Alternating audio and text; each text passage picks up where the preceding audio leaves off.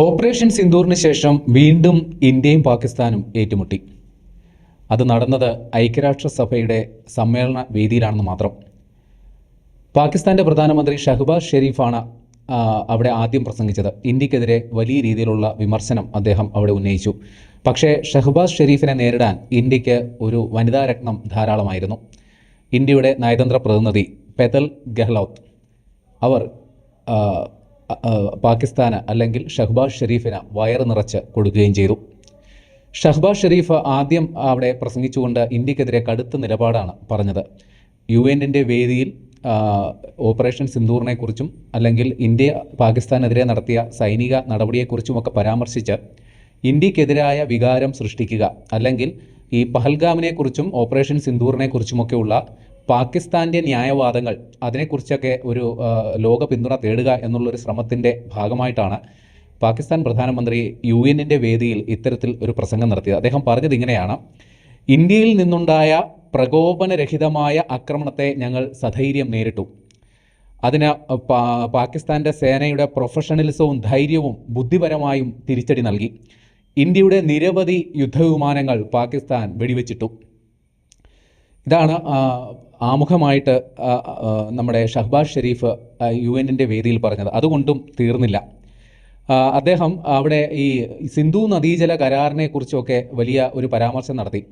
സിന്ധു നദീജല കരാർ റദ്ദാക്കിയത് വഴി, പാകിസ്ഥാന് വെള്ളം നിഷേധിക്കുക വഴി ഇന്ത്യ പാകിസ്ഥാനോട് യുദ്ധപ്രഖ്യാപനം നടത്തിയിരിക്കുകയാണെന്നുള്ളതാണ് ഷഹബാസ് ഷെരീഫിൻ്റെ വാദം. അതേപോലെ തന്നെ ട്രംപിൻ്റെ ഇടപെടലിനെയും അദ്ദേഹം അവിടെ UN-ന്റെ വേദിയിൽ വലിയ രീതിയിൽ പരാമർശിച്ചു.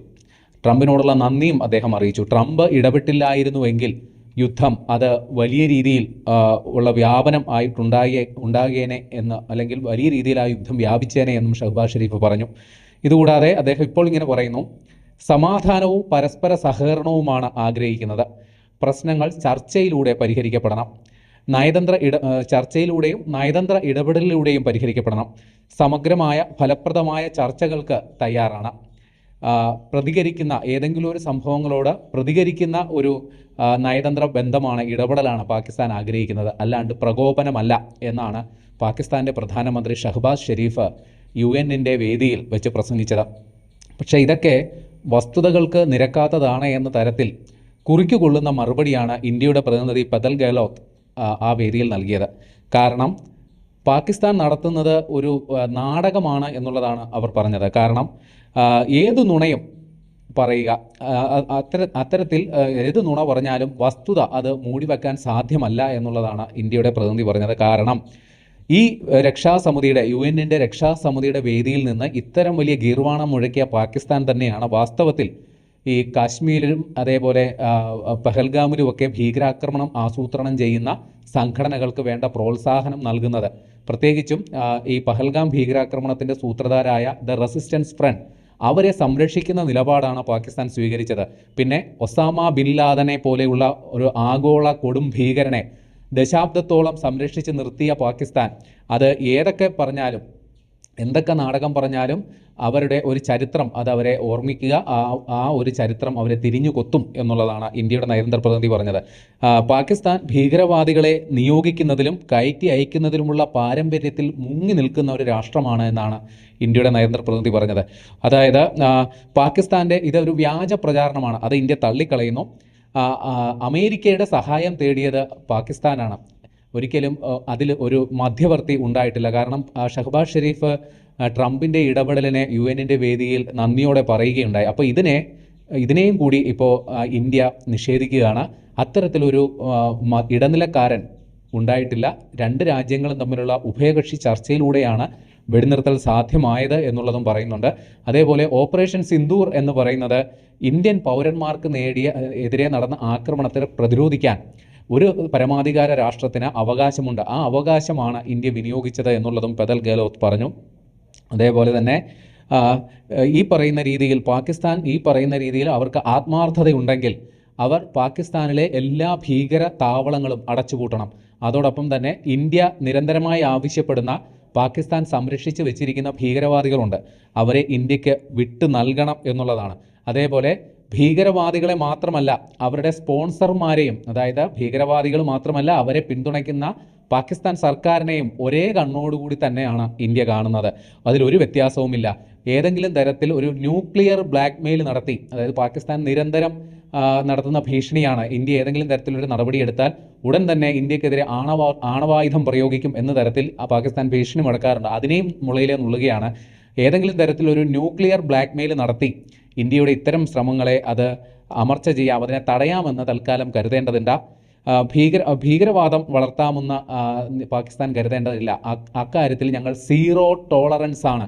സീറോ ടോളറൻസ് എന്ന് വെച്ചാൽ ഒരു കാരണവശാലും ഒരു വിട്ടുവീഴ്ചയ്ക്കും ഇന്ത്യ തയ്യാറല്ല എന്നുള്ളതാണ് ഇന്ത്യയുടെ UN-ലെ പ്രതിനിധി പെതൽ ഗെഹ്ലോത്ത് പറഞ്ഞത്. അപ്പോൾ ഇവിടെ പാകിസ്ഥാൻ കിട്ടുന്ന വേദികളിലെല്ലാം തന്നെ ഇന്ത്യക്കെതിരായിട്ടുള്ള നരേറ്റീവ് ചിത്രീകരിക്കാൻ അല്ലെങ്കിൽ പാകിസ്ഥാൻ അനുകൂലമായ സെൻറ്റിമെൻറ്റ്സ് ഉണ്ടാക്കാനായിട്ടുള്ള ശ്രമങ്ങൾ മുൻപും നടത്തിയിട്ടുണ്ട്. പറഞ്ഞു കഴിഞ്ഞാൽ നേരത്തെ ഷാങ്ഹായ് സഹകരണ ഉച്ചകോടിയിൽ ഷാങ്ഹായ് പ്രതിരോധ മന്ത്രിമാരുടെ സമ്മേളന വേദികളിലൊക്കെ തന്നെ പാകിസ്ഥാൻ ഈ സിന്ധു നദീജല കരാർ, ആദ്യത്തെ പ്രശ്നം അവർക്കതാണ്. പാകിസ്ഥാന് ഇന്ത്യ വെള്ളം കൊടുക്കുന്നില്ല.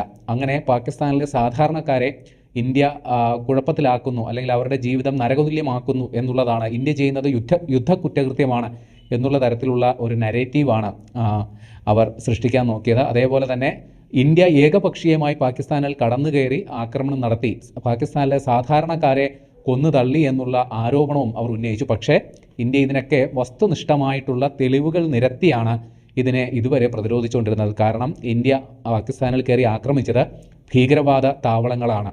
അതിൻ്റെ ഉപഗ്രഹ ചിത്രങ്ങളടക്കം മറ്റ് തെളിവുകളടക്കം പുറത്തുവിട്ടുകൊണ്ടാണ് ഇന്ത്യ ഇതിനെ പ്രതിരോധിക്കുന്നത്. ഒരിക്കലും ഇന്ത്യ പാകിസ്ഥാൻ്റെ പരമാധികാരത്തെ ചോദ്യം ചെയ്യുന്ന തരത്തിൽ ഒരു നടപടിയും എടുത്തിട്ടില്ല. ഇവിടെ വന്ന് ഭീകര ആക്രമണം നടത്തിയപ്പോൾ അതിനുള്ള തിരിച്ചടി എന്ന നിലയിൽ പാകിസ്ഥാനിൽ പ്രവർത്തിക്കുന്ന ഭീകരവാദ താവളങ്ങളാണ് ഇന്ത്യ ലക്ഷ്യം വെച്ചത്. അതിനുള്ള ശക്തിയും ആർജവും ഇന്ത്യക്കുണ്ട്. ഇനിയും ഇത്തരത്തിൽ തന്നെയായിരിക്കും പാകിസ്ഥാൻ. ഇനിയും ഇത്തരത്തിൽ നിലപാടുകൾ തുടർന്നാൽ, ഭീകരവാദികളെ പിന്തുണയ്ക്കുന്ന, ഇന്ത്യക്കെതിരെയുള്ള ഭീകരവാദത്തെ പ്രോത്സാഹിപ്പിക്കുന്ന നിലപാട് തുടർന്നാൽ ഇത്തരത്തിലുള്ള തിരിച്ചടി ഇനിയും ആവർത്തിക്കും എന്നുള്ളൊരു നിലപാടാണ് ഇന്ത്യ ഇതുവരെയുള്ള വേദികളിലെല്ലാം തന്നെ എടുത്തത്. അതിൻ്റെ തന്നെ തുടർച്ചയാണ് ഇപ്പോൾ UN-ലും ഉണ്ടായത്. ഏതായാലും ഇത്തരത്തിൽ ഇന്ത്യക്കെതിരെ ഒരു സെൻറ്റിമെൻറ്റ്സ് ഉണ്ടാക്കണം എന്നുള്ള പാകിസ്ഥാൻ്റെ ശ്രമങ്ങൾ അത് തുടക്കത്തിലേ തന്നെ പാളിയതാണ്. കാരണം ഈ പഹൽഗാം ഭീകരാക്രമണം ഉണ്ടായപ്പോഴും അതേപോലെ അതിന് തിരിച്ചടി എന്ന നിലയിൽ ഓപ്പറേഷൻ സിന്ദൂർ നടത്തിയപ്പോഴും പിന്തുണച്ചു വന്ന രാഷ്ട്രങ്ങളുടെ എണ്ണം നോക്കിയാൽ തന്നെ അത് മതിയാകും. ഇന്ത്യയെ ഏതാണ്ട് 90ഓളം രാഷ്ട്രങ്ങൾ ഇക്കാര്യത്തിൽ ഇന്ത്യൻ നിലപാടുകളെ സ്വാഗതം ചെയ്ത് ഇന്ത്യക്ക് പിന്തുണ അറിയിച്ചപ്പോൾ നാമമാത്രമായ ഏതാണ്ട് 2-3 രാജ്യങ്ങൾ മാത്രമാണ് പാകിസ്ഥാൻ്റെ പക്ഷത്ത് നിന്ന് സംസാരിച്ചത് എന്ന് ഓർക്കണം. അപ്പോൾ ഈ കാര്യത്തിൽ ഒരു അന്താരാഷ്ട്ര തലത്തിൽ വന്നിരിക്കുന്ന ഒരു അഭിപ്രായ സമന്വയം എന്താണെന്നതുകൂടി നമ്മൾ പരിശോധിക്കേണ്ടതുണ്ട്. ഏതായാലും UN-ൽ ഇന്ത്യക്കെതിരായ ഒരു വികാരം സൃഷ്ടിക്കാൻ, അല്ലെങ്കിൽ ലോക സമൂഹത്തിനിടയിൽ ഇന്ത്യയെ കുറ്റക്കാരാക്കി നിർത്താൻ ലക്ഷ്യം വെച്ചുകൊണ്ടാണ് പാകിസ്ഥാൻ്റെ പ്രധാനമന്ത്രി ഇത്തരത്തിൽ ഒരു പ്രസംഗം UN-ൻ്റെ വേദിയിൽ നടത്തിയത്. പക്ഷേ ഒരു സ്ത്രീ തന്നെ, ഒരു പെൺകുട്ടി, ഓപ്പറേഷൻ സിന്ദൂർ എന്നാണല്ലോ നമ്മൾ ആ സൈനിക നടപടിയെ വിശേഷിപ്പിച്ചത്. അപ്പോൾ ഒരു സ്ത്രീ തന്നെ ആ കാര്യത്തിൽ പാകിസ്ഥാൻ്റെ മുനെ ഒടിക്കുന്ന തരത്തിൽ ഇന്ത്യൻ നിലപാടുകൾ വ്യക്തമാക്കി എന്നുള്ളതും നിർണായകമാണ്.